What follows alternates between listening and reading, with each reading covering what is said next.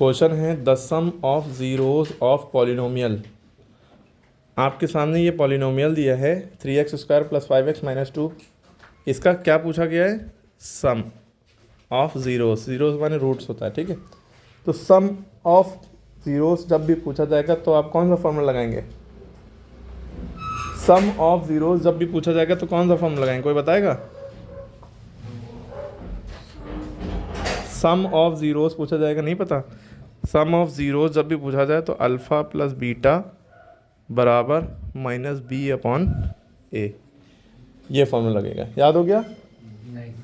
याद हो जाना चाहिए। सम माने होता है प्लस, क्या प्लस, ज़ीरोज़ माने अल्फ़ा और बीटा, ये दो रूट मान लिए, तो ये दोनों का सम, इन दोनों के बीच में प्लस लगाओ, इनका आंसर -b/a आएगा।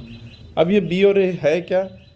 x² के बगल में जो लगा होता है वो a होता है हमेशा, और x के बगल में जो लगा होता है वो b होता है। यानी a की वैल्यू क्या हो गई? 3, b की वैल्यू क्या हो गई?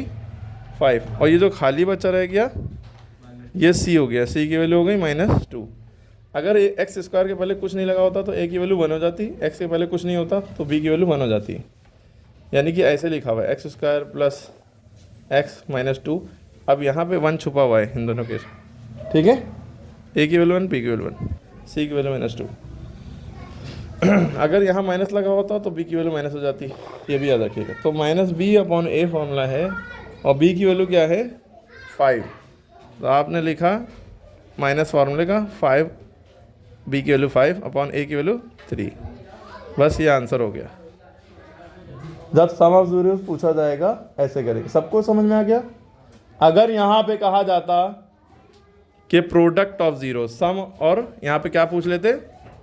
प्रोडक्ट। प्रोडक्ट माने होता है मल्टीप्लाई, तो इन्हीं ज़ीरोज़ का प्रोडक्ट यानी अल्फ़ा × बीटा।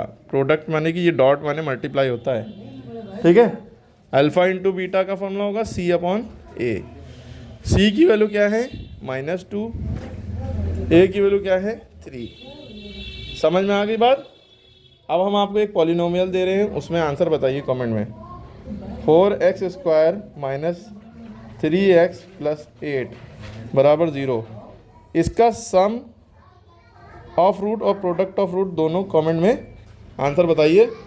आप लोग तुरंत अभी बताइए, ठीक है। जो डाउट हो वो पूछिए कमेंट में।